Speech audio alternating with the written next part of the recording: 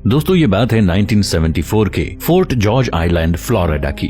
इस जगह पर रहने वाली बेट्स फैमिली के चर्चे मैगजीन्स और न्यूज़पेपर्स में होने लगे क्योंकि उनके पास एक ऐसा स्फीयर था यानी गेंद थी जो अपने आप चल सकती थी। यानी अगर आपने उसे छुआ और दूर किया तो वो वापस आपके पास अपने आप चलकर आती थी, और अगर आप गोल गोल चक्कर लगाएं तो वो आपके पीछे पीछे चलती थी। अगर आप उसे टेबल से गिराना चाहें तो वो अपने आप को बैलेंस करके गिरने नहीं देती थी। उसकी बनावट, उसका वजन कहीं से भी ऐसा नहीं लग रहा था कि इस चीज को इंसानों ने बनाया हो। जल्द ही इस चीज की खबर मिलिट्री को लग गई तो मिलिट्री ने बेट्स फैमिली से मुतालबा किया कि ये स्फीयर आप हमें दे दीजिए। बेट्स फैमिली ने इसे देने से इनकार कर दिया, और आप तो जानते ही हैं कि मिलिट्रीज नई टेक्नोलॉजीज के पीछे रहती हैं।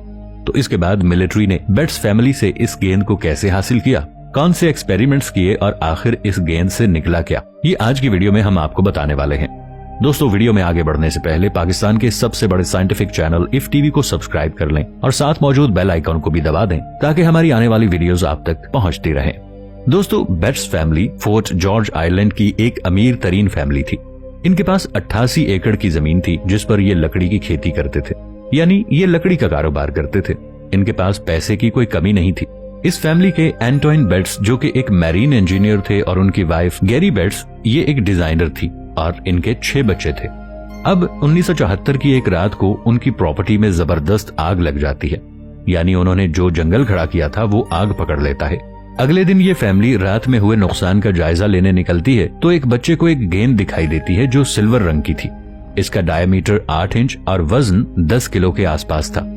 इस गेंद पर कहीं भी कोई निशान नहीं था, मतलब वेल्डिंग का, ड्रिलिंग का या ऐसा कोई निशान जिससे ये पता लगे कि इसको तोड़ जोड़ कर बनाया गया हो।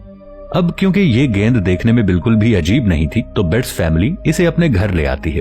अब बेट्स फैमिली के बच्चे इस गेंद पर अपनी कारस्तानी दिखाते हैं, मतलब इसको खोलने की, तोड़ने की या इसके बारे में जानने की कोशिश करते हैं, लेकिन उन्हें कुछ भी पता नहीं लगता।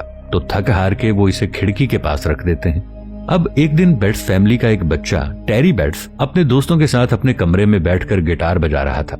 तभी उन्हें खिड़की के पास से हमिंग की साउंड सुनाई देती है, यानी ऐसी आवाज जैसे कोई मुंह बंद करके गुनगुनाने लगे। अब क्योंकि ये साउंड उन्होंने पहले नहीं सुना था तो वो चौंक जाते हैं, गिटार बजाना बंद कर देते हैं, खिड़की के पास दौड़ते हैं, लेकिन साउंड भी बंद हो जाता है। थोड़ी देर इधर उधर ताक झांक करने के बाद जब वो वापस गिटार बजाना शुरू करते हैं तो फिर से साउंड आने लगता है, और अब की बार वो गिटार बजाते हुए खिड़की के पास जाते हैं तो उन्हें पता चलता है कि ये आवाजें इसी गेंद के अंदर से आ रही थी, जो कि बहुत अजीब था। अब टेरी अपने गिटार पर अलग अलग नोट्स ट्राई करता है। जब वो गिटार को तेज बजाता है तो इस गेंद की वाइब्रेशन बढ़ जाती थी और धीरे बजाने पर वाइब्रेशन कम हो रही थी। वो इस गेंद को उठाकर अपने लिविंग रूम में ले जाता है जहां पर फैमिली के सारे लोग बैठे थे और जाकर उन्हें दिखाता है। अब जैसे ही टेरी फर्श पर इस गेंद को रखता है तो भाई साहब अब शुरू होती हैं वो अजीब सी हरकतें जिसकी वजह से ये गेंद फेमस होने वाली है।